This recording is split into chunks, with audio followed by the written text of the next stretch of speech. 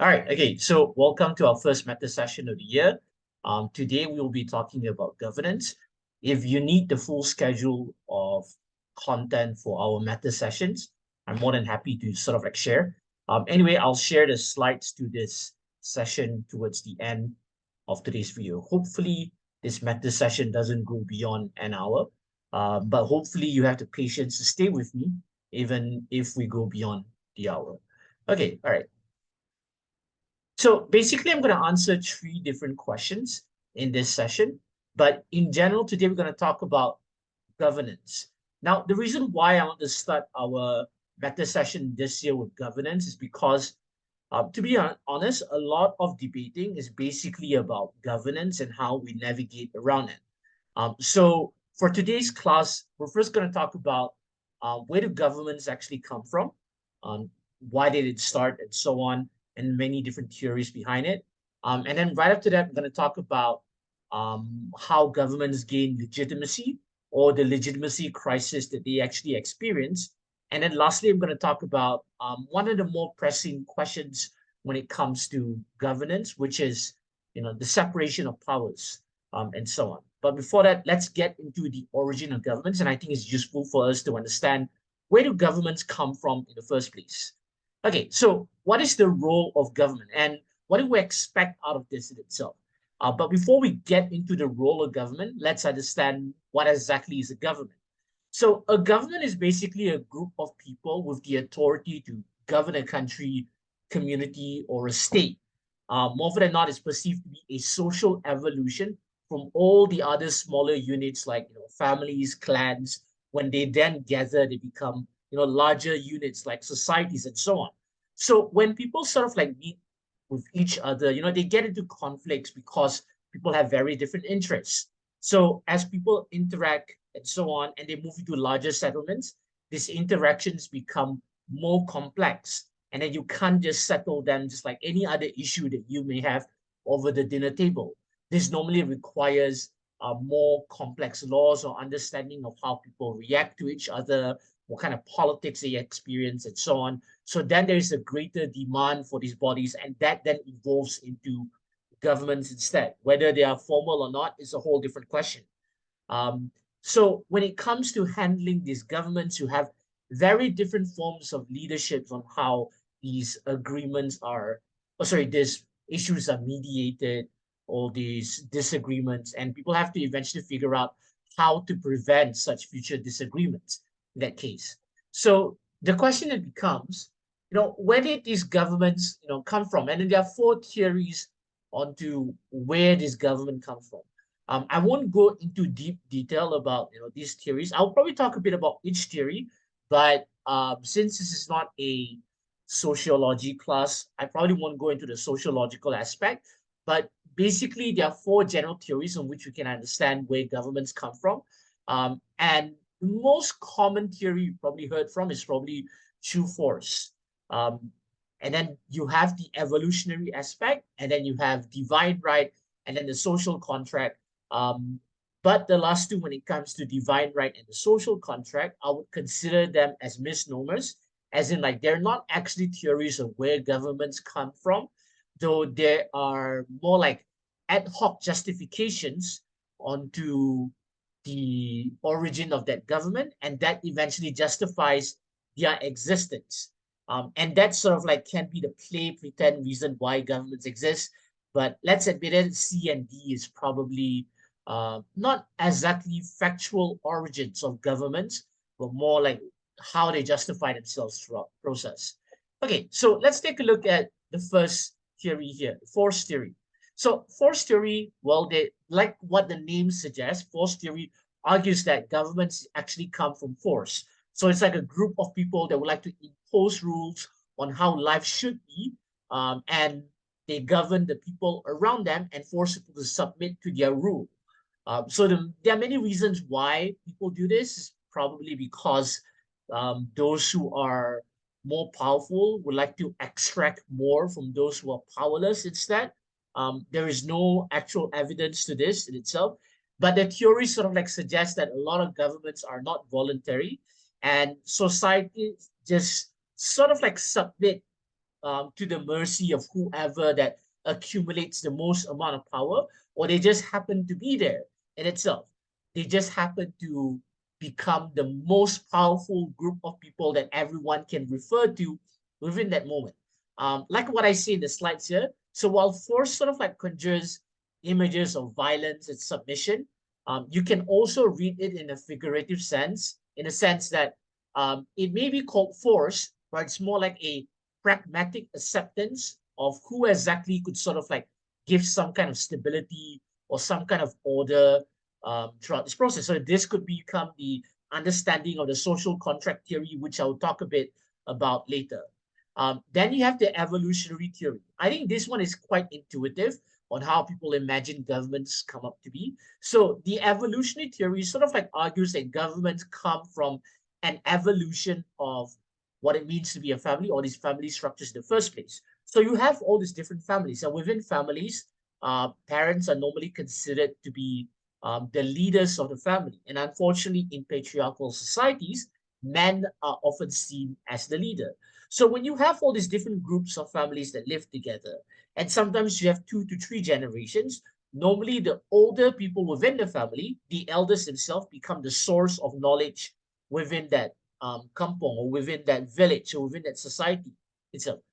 Or just happens to be older people are the ones who are way more experienced, just like how when we were little young kids, we view parents as people who know a lot about the world. So we defer to them when it comes to a lot of questions of life and so on.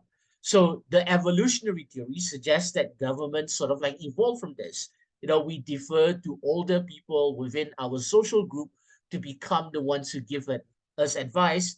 And then that eventually evolves into elders becoming groups of people seek knowledge from. And from elders that eventually become tribe leaders, chieftains, and then evolve into kings.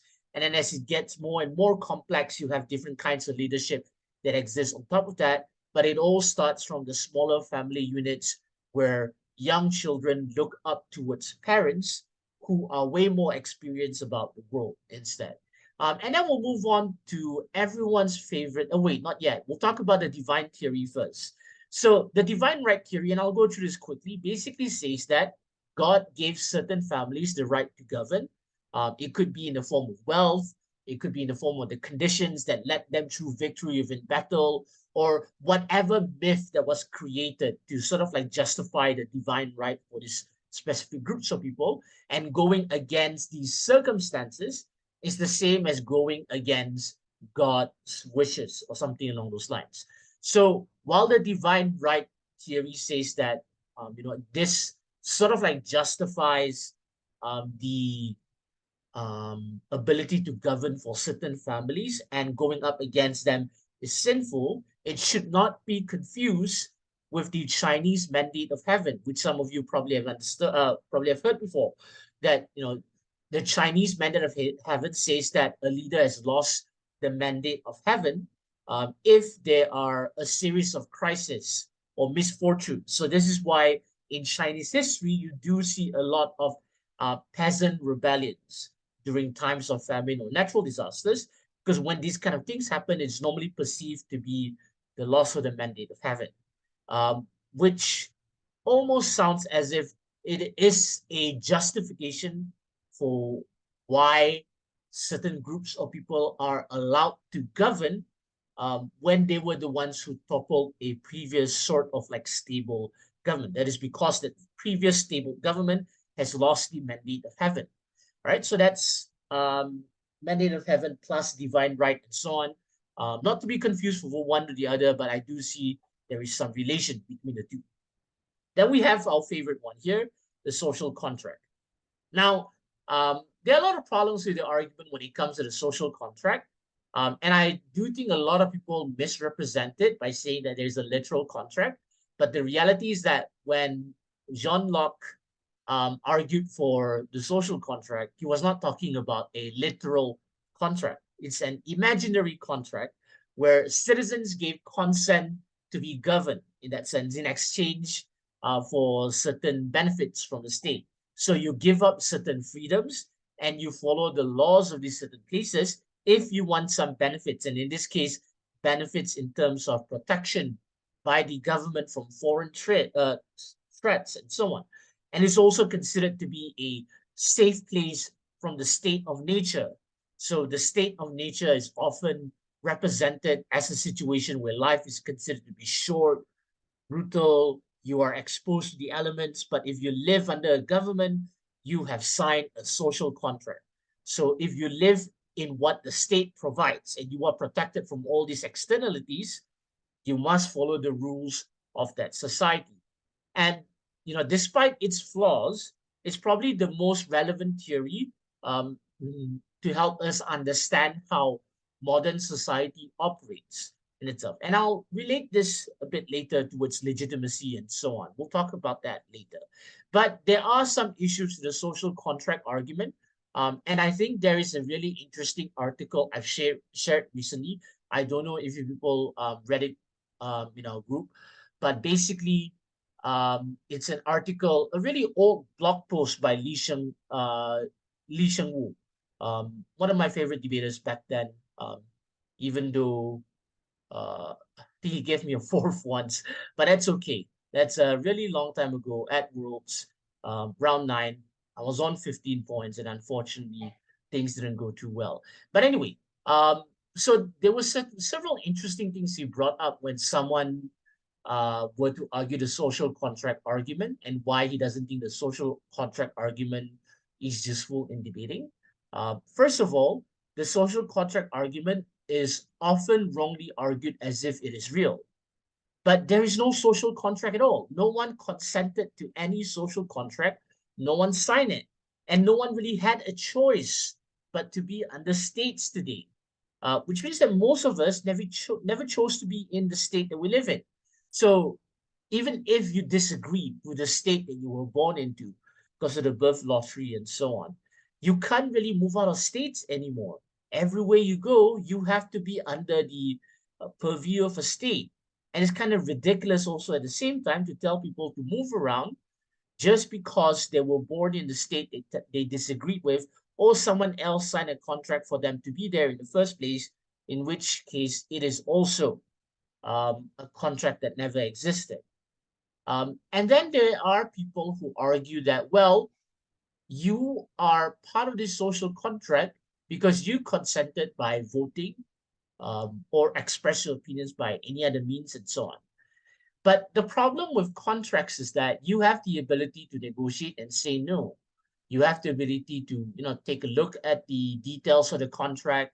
And it's also unfair that someone else signed the details of the contract for you many, many years ago. So no one exactly agrees that they are all for the burdens of the state that they live in. There are certain things I like about the state that I live in. There are some things I don't, but I never agreed to all of it. And when it comes to an actual contract, it requires people to sort of like view all the conditions that are necessary. But I never had the ability to negotiate those conditions itself. And even then, even if I did, the contract, if it were to exist, they were written by more powerful people in a society, and definitely they don't represent my personal interests at the same time. So when a government wants to demand certain things from the people, they have to go beyond using the social contract itself. So while the government sort of like provides services, so on, most of these services are there because of necessity. They're not there because of a imaginary contract in itself. Something that we weren't able to negotiate, and the contents of the social contract are often disputed. And I guess when it comes to the context of Malaysia, the social contract argument is sort of like distorted up to the point where we are talking about agreeing to certain qualities that some people may not have agreed upon before. I probably wouldn't say it out loud here, but let's move on to the next part when it comes to the social contract argument. So now that we've spoken about the social contract, and now we've spoken like the role of the government, the origins of government, it's only fair that we explore the role of government. And I think a lot of debates are surrounding this specific idea here. or what exactly is the role of government itself. So again, as interactions between people get more complex, the expectations that people have over the role of government has evolved. So it is no longer like just a set list of rules, but more like a constant negotiation of where the duties of government ends, or sometimes making moral choices on what governments need to do. But basically, there are two camps onto what the role of government really is. In one camp, you have the government as the protector, and in another camp, we have the government as a provider instead. So we'll go through the different um, sort of like backgrounds behind these arguments, or these two different camps here. So when you see the government as protector, in this view, it's normally seen that the government is basically the protector first and nothing more. So the government should only protect the state from other externalities like foreign threats, wars, famine, disasters, and other issues that people aren't able to defend themselves against. So it is a very limited view of what the government should do. So if you were to subscribe to this view, you would normally say, or most people who believe in this normally say that the government should not interfere in the daily lives of citizens, as they should be free to do whatever they want as long as they're protected. And the government should focus on who are the external threats so that the rest of us could eventually, move on, live our lives and do whatever we need, rather than worry about um, all the internal things that we should be at our own devices to sort of like figure out on instead. So at most, government should probably mediate conflict between citizens or businesses, sometimes to enforce laws that guarantees a space for businesses to operate. So this also includes things like property rights, civil laws, intellectual property, and so on. Now, there are some people who call these kind of government small government or a minimalist state. The most extreme version of it is often called the night watchman state, where the state only overlooks over disasters and foreign threat and so on. So more often than not, the people who believe in this are either called minarchists or libertarians. Um, so again, when I say libertarians, I don't mean like how most Americans view that word, where it's a purely right-wing phenomenon. There are also left-wing or right-wing libertarians. But unfortunately, when it comes to the popular imagination of what libertarians are, where government should stay away from the interactions that people have, it's often a very right-wing approach in society. But we'll talk about left-wing, right-wing in a different meta session. Okay, so there are some limitations when it comes to government as a protector. Some people do question, is it really a small government or a minimalist state if governments are expected to write extensive laws to protect businesses, sometimes to enforce laws that give them the space to do so? Do these businesses require large infrastructure investment from the state?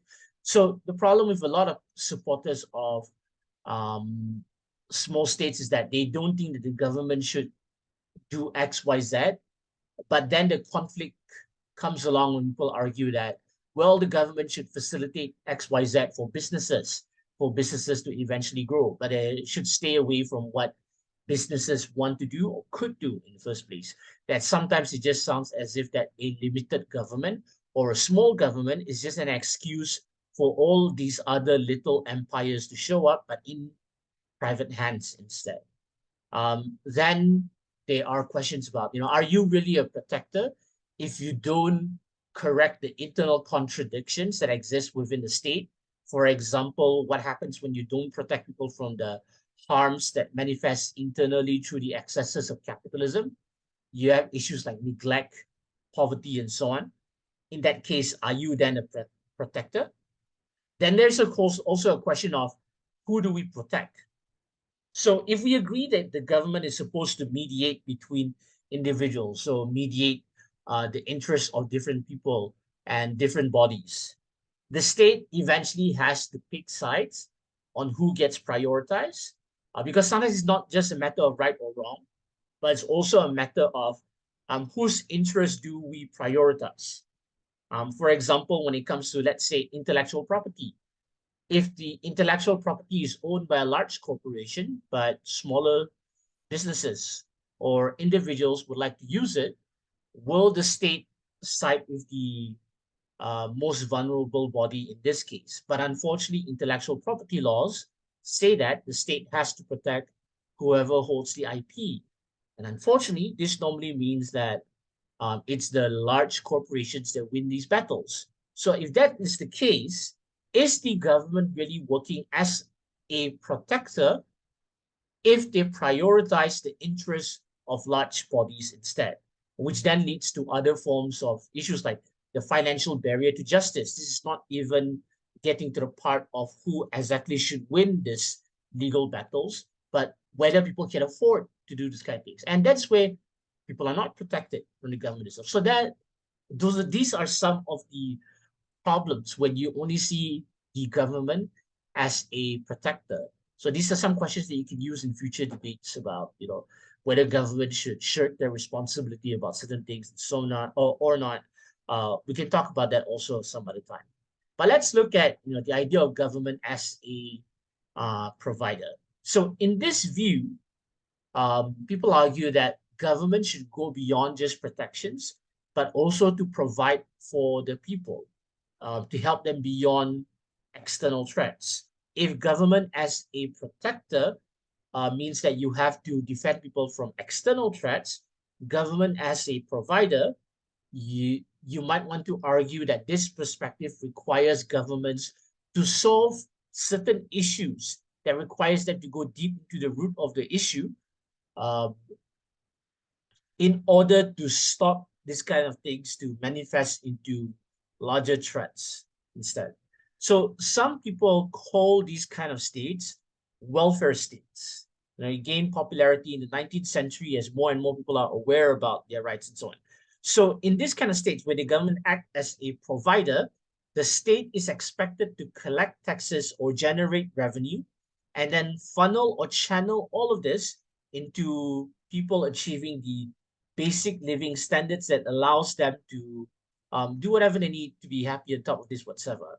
So this includes things like education, because without education, the state will practically collapse when you don't have enough educated people making the right decisions. Then you have healthcare, where you probably need people to be healthy so that they could continue to protect the state or continue to generate revenue for the state, or to become the talent that helps people's lives and entertain people and so on. All of that is necessary. And in order for you to do that, is to make sure that people are able to cure themselves if things happen to them. Or you have investment for training, huge infrastructure investment, or there are times where businesses might go overboard and you need to write laws to make sure that certain unethical business practices control the market instead. So at the very least, in theory, the government as a provider, because they provide for the citizens, prioritize the vulnerable in mediation between individuals. And then the more vulnerable party is normally considered to be the aggrieved one. Again, at least in theory, of course, in practical terms, there are a lot of other nuances to sort of like discuss and understand on. Now, there are several limitations also when you treat the government as a provider. So the problem with treating the government as a provider, again, is that you rely on a lot of taxation, you rely revenue from the people. And so what does this normally look like? It normally means greater control or greater demand for control. And that's why in some states that are purportedly democratic, you would still have lobbying powers, you would still have the rich who try to influence politics because they think it's their money that is being used for the lives of other people, and they think that they have a bigger or larger say for them to actually give up all of this money instead. You also have questions about who considers what to be essential. There's a possibility something is essential for a poor working class family, but it's considered to be non-essential by a rich upper class family instead. Take, for example, mental health services. For some people, because it's not visceral, because it's not tangible, it needs not to be catered in the first place. And then you have questions about what are the values of the state. If the state is more religious in some sense, then they would channel a lot more money into their religious duties because they think that is what people should be afforded with or should be provided with itself. Then you have problems of how can we combat that overreach? Now, will we stifle growth if there is over-regulation of things? Then there's a question of whether governments owe you a duty to your livelihood, success, or happiness, and so on. So these are all questions that people need to answer if you want to argue that government should be the provider for a lot of things. Now, the reality is that most governments are either somewhere in between protector and provider. Very rarely governments are protectors only, and the very few people who see the most extreme as what it should be are probably libertarians. So even when it comes to capitalism, they do still require the state to function and enforce laws. It's hard for you to carry out businesses if you have roving bands of bike kegs sort of like trying to rob you at every moment, at every chance that they get, and so on. You still need to control the world before they turn into Mad Max instead. So governments who are also providers tend to grapple with the question of to what extent the government should provide. And this is why there is a huge tension between people who are way more right-wing and they view the state as a body that needs to be frugal, and also the people who believes that the government should spend as much as they can in order to improve the lives of people. This is why certain more right-wing governments are so obsessed with things like the debt ceiling. How much are we supposed to borrow in order to fund certain things within the state itself? And then you have questions about how much control should people have on what does this look like? Because someone who is rich and they give so much money to the government and they get really angry because of that, they want to know where exactly the money goes to itself. So navigating all of this help governments stay in power. So it's not an easy job in that sense. So in order for them to stay in power, they need to project some kind of legitimacy, which then leads to the second part of today's meta session. What is a legitimation crisis and why do authorities experience them? So when we talk about legitimacy, we have to understand that legitimacy is when an authority is accepted to government or to rule over people. So if we were to take a look at authority around us, there is a reason why they are the authority. It's because we give them some kind of power in some sense, whether they're huge authorities, whether they're small and so on. So there is a question of whether they are legitimate or not. And I'm sorry, yeah.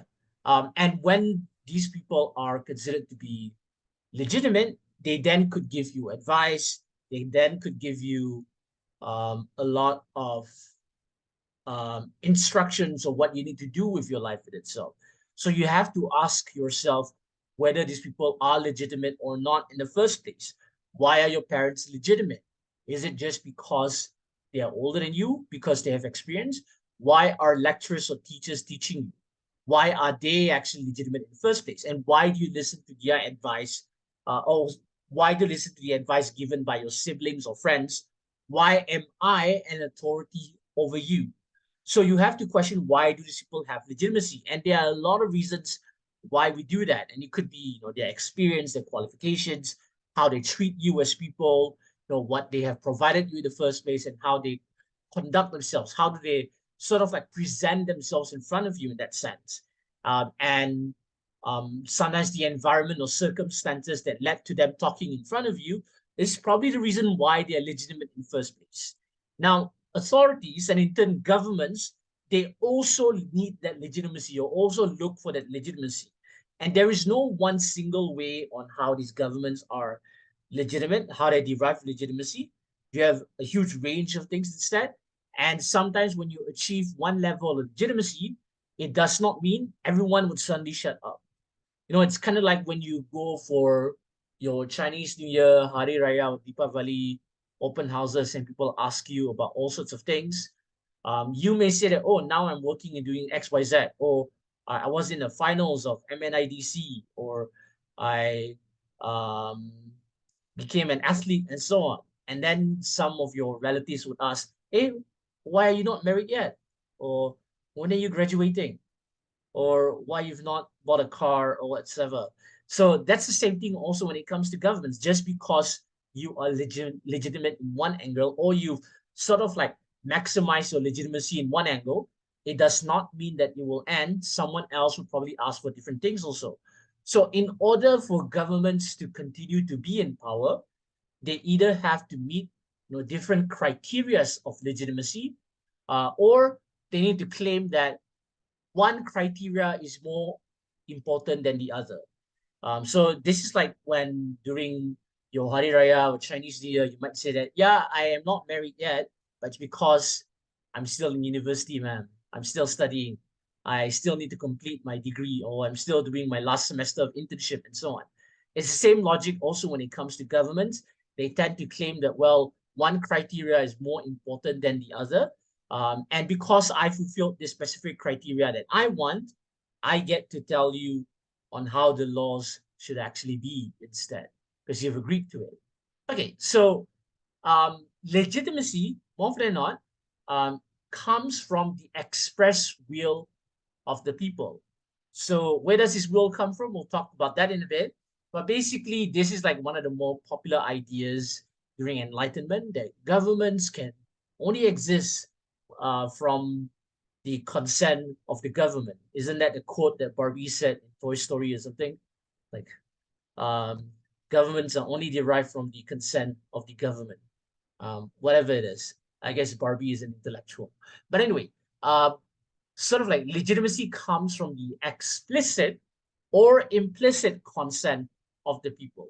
Now, when it comes to explicit consent, that is more obvious. This normally comes from elections, polls, or express interest through the media or other similar mediums and so on. Implicit consent, however, is harder to measure. But what it normally means is that if you can continue to govern and you can continue to wield that power unobstructed, or at the very least, you are able to manage dissent within your country, that is implicit consent for your legitimacy. And so um, how do then people decide to give a government um, legitimacy? How do they decide it is legitimate in the first place? So again, it depends on the values or priorities of that society. But I guess you can divide legitimacy into three different parts. And at least according to the smart guy, Max Weber, I guess, from many, many years ago, he divided legitimacy into three different parts. You have traditional, charisma, not the motorcycle. Then you have rational legal. So yeah, traditional, charisma, and rational legal, and so on. But I'll go deeper into all of them and how, and you can use all these arguments in future debates. So traditional legitimacy obviously comes from traditions. Now, while traditions and charisma can give legitimacy, most governments seek to achieve some form of rational legal legitimacy on top of all of this, because using one over the other could still lead to some unstable governments. So legitimacy based on traditions tend to be based surrounding monarchies, because you are defending that traditional power base. They tend to be way more conservative, while legitimacy based on charisma is very dependent on individuals, and it makes it hard for you to achieve longevity. So that's the reason why a lot of um, governments that are based on charisma tend to be very short-lived, or there's a possibility that there's no one who might succeed them, and then the whole system collapse instead. So you could think about revolutionary leaders or civil rights leaders, and sometimes when the charisma disappears, they have to get into different areas to sort of like justify their continued existence. So you may have revolutionary leaders like Gaddafi here on the screen. Um, he used to be a strong general, strong military leader, but eventually throughout the years, his popularity waned, and there is an upper limit to that charisma. And then people question his legitimacy as a government instead. The problem with these kind of governments is that you've not built the institutions for the government to constantly exist. So things are a bit wobbly when they go away. There's a reason why after the death of Gaddafi or Saddam Hussein, it's really hard for governments to stay stable because the government only exists because of the charisma of certain people. So when they all die, they tend to um, crush under its weight, or there's a possibility that they might become even more authoritarian once its leaders aren't able to find successes, or if their appointed successors are not as charismatic as previous leaders instead. Like I'm pretty sure Kim Jong-un wasn't as charismatic as his granddad or something along those lines. So then they have to figure out other ways to project that charisma. So this sort of like devolves into cults of personality. So even though the examples that I've used here are from autocratic regimes, for example, I use the example of Fidel Castro and Gaddafi, charismatic leaders also exist in democracies, and sometimes democracies kind of fail when leaders cannot find good replacements for them because they have the gift of the gab at the very beginning. But once they quit politics, things go haywire. I think a great example of this is Nelson Mandela and the ANC. After Nelson Mandela stepped down, when he was no longer the leader of South Africa, all of the other subsequent leaders, they were just all appealing towards authority and say that they are from the same lineage as Nelson Mandela, but they're not as charismatic as a leader in comparison to Nelson Mandela. So then that government sort of like collapsed in its own weight, and it loses that legitimacy. So there is a legitimacy crisis because no one can exactly live up to the expectation that people have of leaders after Nelson Mandela, because no institutions were built throughout the process. There is no proper procedure to sort of like help continue the longevity of that party or that state. Okay, then you have legitimacy based on public interest. Um, well, you could say that this is under the rational legal paradigm. So under rational legal legitimacy, catering to public interest is done in societies that care more about outcomes. And more often than not, you'll see this in developing nations or infant democracies. So rather than saying that, oh, I'm the most charismatic person here, and I'm the leader who has the gift of the gab to talk to people, they focus on outcomes to improve the lives of people instead. Now, this is not saying that advanced democracies don't do this, even though I said that this is mainly what developing nations try to do or what infant democracies try to do. I'm not saying that advanced democracies do not cater to public interest, but advanced democracies tend to rely on their democratic processes as their claim to legitimacy instead. For example, when it comes to Scandinavian countries through their social democratic welfare systems, they rely more on democracy, participation, happiness of the people in general. But when it comes to developing nations, it's more about outcomes because they don't have that same sense of comfortability for them to eventually worry about things like processes and so on. Then you have more autocratic governments who use things like economic prosperity and the general Chinese public acceptance of the economic growth as their source of legitimacy. And then they run polls asking whether people are happy or not about things. They say that, look, this is the reason why we are the government. It's because people are getting richer and they're happier about that instead. And that becomes their source of legitimacy. Right. So let me show you an example here. This is an example of the growth rate of real gross domestic product in China from 2012 to 2022, and how it was predicted to grow within this. And you can see that there's a short drop here, not short, sorry, there's a drastic drop here in 2022. Why was that case? Can someone tell me why? Someone should probably explain to me why there's a drop here in itself. There was a It's just drop the because of COVID. Yeah, okay. I okay. asked that sarcastically, but thank you very much. Yeah. But the point is that this is where then the rest of the world tried to sort of like jump onto China and say that, well, that's where your legitimacy is going in that sense, because you cannot bring the same level of economic prosperity. And this is why there are many people in the West who are demanding things like decoupling and so on, because they don't like the CCP.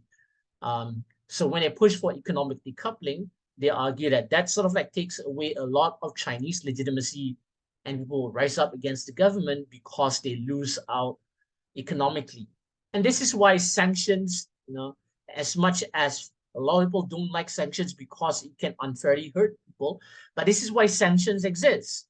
It's because the lack of outcomes would normally mean that people are unhappy, and when people are unhappy, it leads to the lack of legitimacy within these governments. So that's why sanctions are still a thing. But anyway, let's go back to public interest. So infant democracies or post-conflict societies tend to use stability or improving living standards as their claim to legitimacy in that sense. But there are countries that try to appeal to both civil legitimacy and public interest. I'll talk about civil legitimacy later. For example, you have Singapore. You had a leader who had a charismatic personality, like Lee Kuan Yew here. I wouldn't say Lee Hsien Loong is as charismatic as Lee Kuan Yew, but whatever. He still relied on that.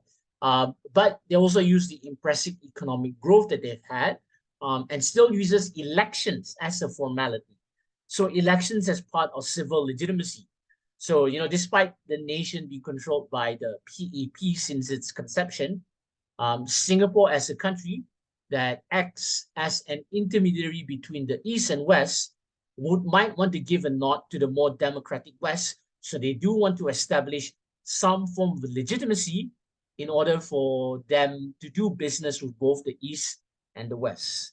So they cater to public interest for local recognition, but then at the same time, they look for recognition outside in order for them to do business with them. And so to maintain that kind of legitimacy within a country. All right, so then we'll move on to the more common part of legitimacy, which is civil legitimacy. And along with that, you could also argue good governance, I guess.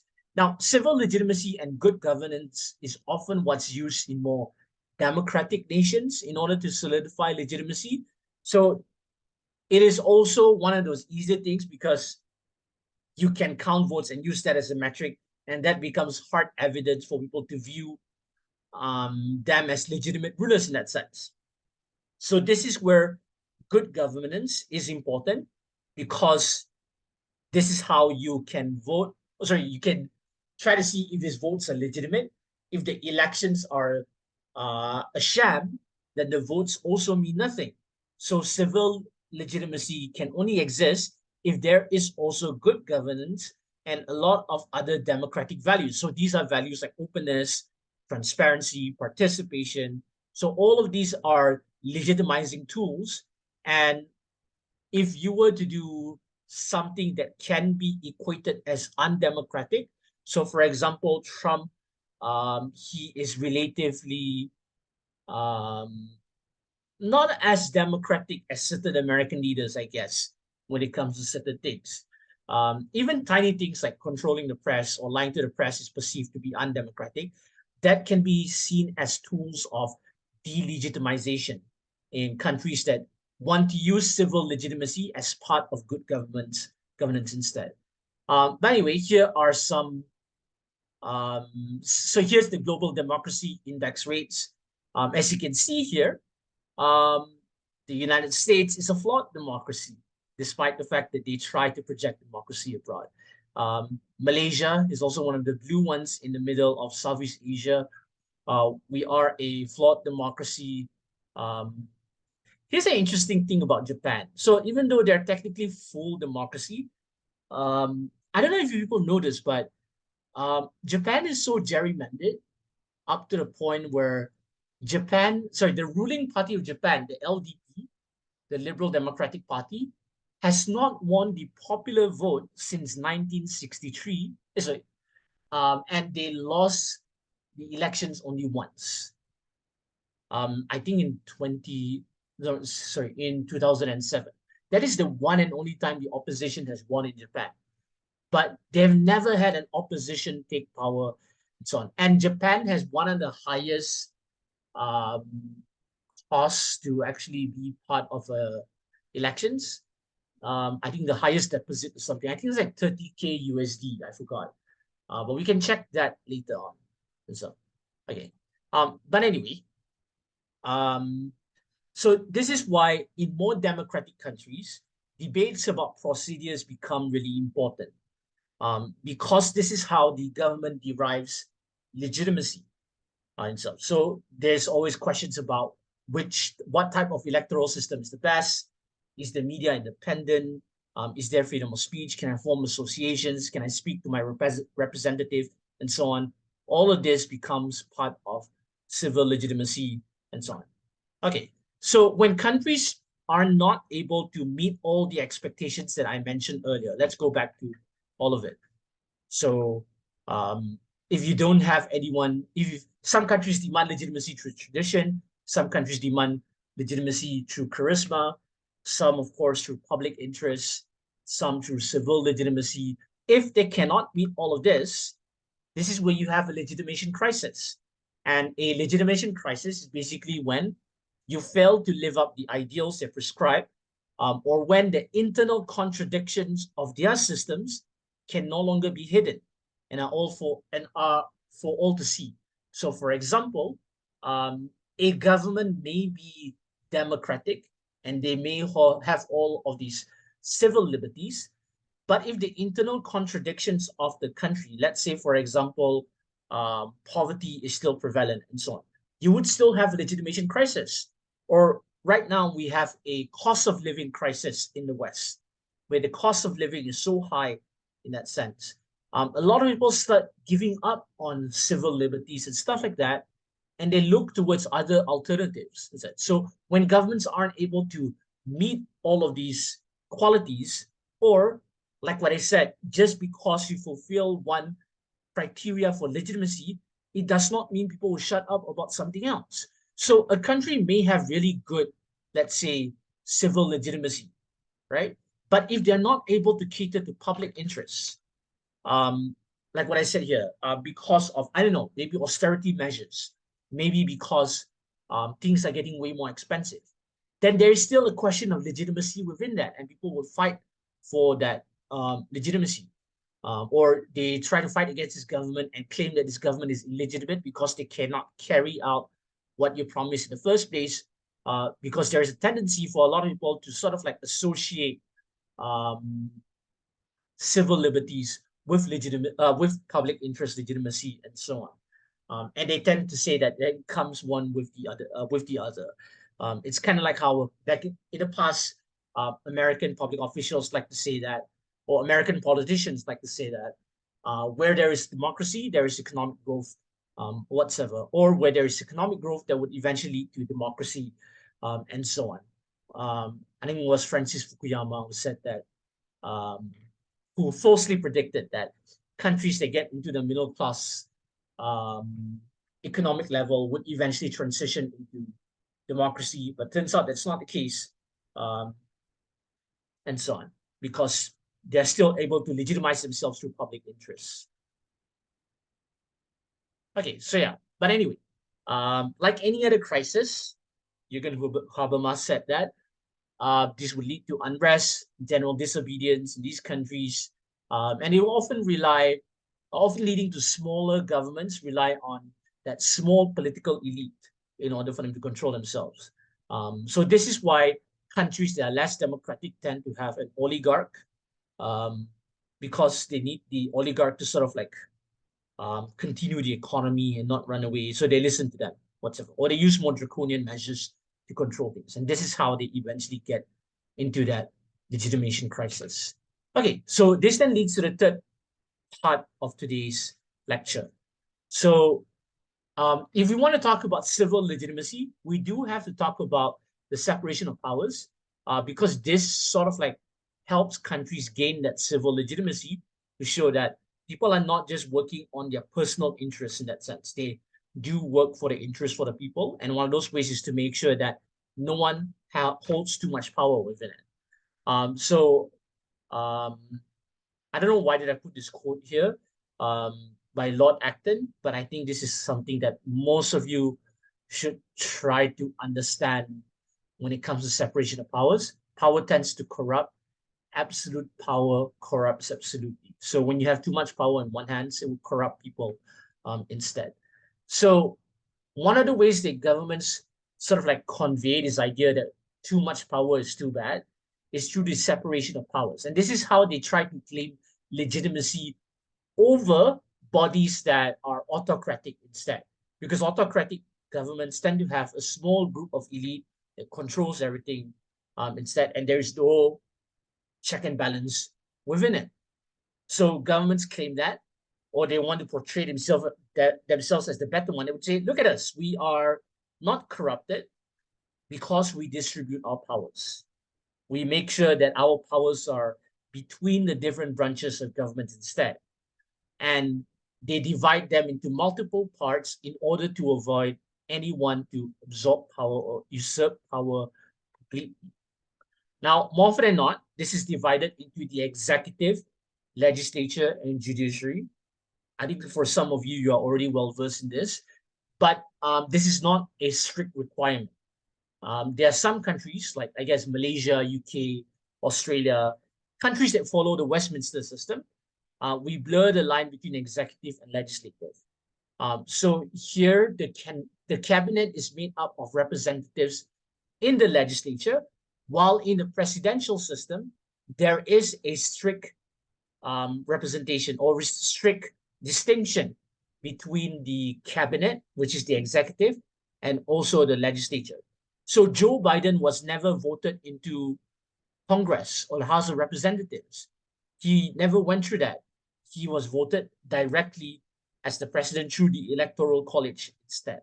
So there is a strict representation of things. Whereas when it comes to the Westminster system, anyone who wants to become the Prime Minister of Malaysia has to win a constituency. Oh my God, I forgot where did Anwar Ibrahim contest it, but somewhere in Perak against Peja. I forgot where. Tambun. Yes, Tambun. Yeah, so he has to win Tambun, or else he cannot become Prime Minister. And then I forgot where is Lee Hsien Loong's Long Ang Mo Kio. Ang Mo Kio. Okay, all right. So he needs to win that seat before he becomes the prime minister. But Singapore is odd in the sense that they do have a president too, in Halimah Yacob, even though it's a much more ceremonial role in comparison. So now, while these three divisions, that's the most common, it's more like a reflection of Western history, especially how the Roman government divides itself. But there are periods in history where people propose different levels. So, for example, Sun Yat-sen proposed 5 branches, and this is what they still use in Taiwan, by the way. So they have 5 different branches. And this is more of a reflection of Chinese history instead. So it is a combination of the Western separation of powers from the 3. I think it's called the tripartite distinction.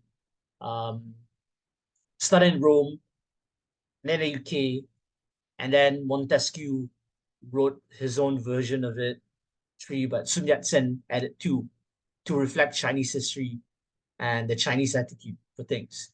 So when it comes to Sun Yat-sen, he argued that we need a executive body, we need a legislature, we need a judiciary, then we need an examination board and a control board. So this examination board acts as a examination board for the civil servant, civil service, and the control board acts as an audit. So the thing about these two branches in other countries, they are all part of the executive. So for example, in Malaysia, if you want to, I think JPA, no, sorry. Yeah, JPA is under the executive. And then, what do you call it thing again? What is the anti-corruption agency? MACC. MACC is under the executive too. Yeah, MACC is under the executive. SPM. I'm sorry? SPRM. Oh, SPRM. Yeah, SPRM. Yeah, SPRM is under the executive. But Sun Yat-sen said that, no, this needs to be a whole different branch of government, and they act as a form of check and balance. And the civil service should be a whole different branch instead. Okay, so all of these bodies act as check and balances, and they have all different jobs, just to make sure that no one oversteps the other. Of course, different countries have different nuances, but here's a general idea of it. The legislature writes the law, the executive carries out the law, and the judiciary reads the law. So all of these different branches act as a check and balance to each other. Okay, so here is a graph that you can go through later when you have the slides, but I'll talk about it a bit. So you can see here, the job of the legislature is to make laws, confirm appointments, make treaties, regulate commerce. Okay, so they act as a check and balance against the judiciary, where they can reject appointments towards the judiciary. But the judiciary can say that certain laws are unconstitutional. So you cannot carry out or write those laws. The judiciary interprets the Constitution, and they read the laws, and they review lower court rulings. So they can say no to the legislature when certain laws are considered to be wrong or contravening to the Constitution. And then towards the executive, they can appoint judges, but at the same time, the legislature can say no to judges. This was why when Obama wanted to put in, what is the name of the guy? Garrick Marlin? Or is that the name of the guy? Garrick Marlin? Or Merrick Garland? I forgot. Whatever his name was.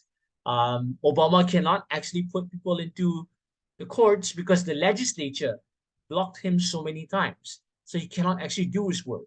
So Obama was powerless throughout that period. So he cannot really do anything because the legislature at that time, they're primarily Republican itself. So yeah,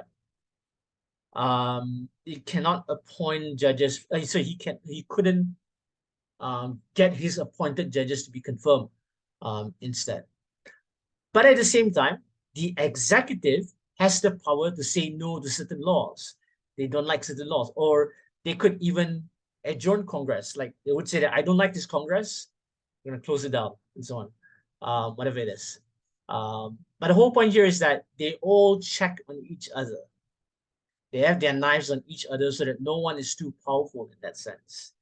Though in the case of the United States, they do have things like executive orders. I think there are certain laws that the executive can actually write, even though they're not supposed to write laws, but that allows them to sort of like circumvent the legislature. I think, for example, I think Joe Biden, he wrote an executive order for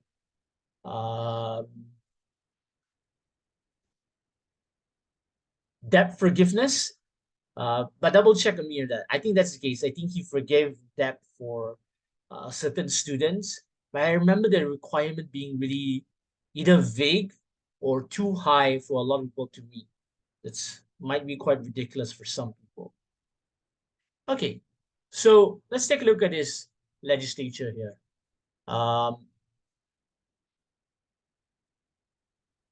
So yeah,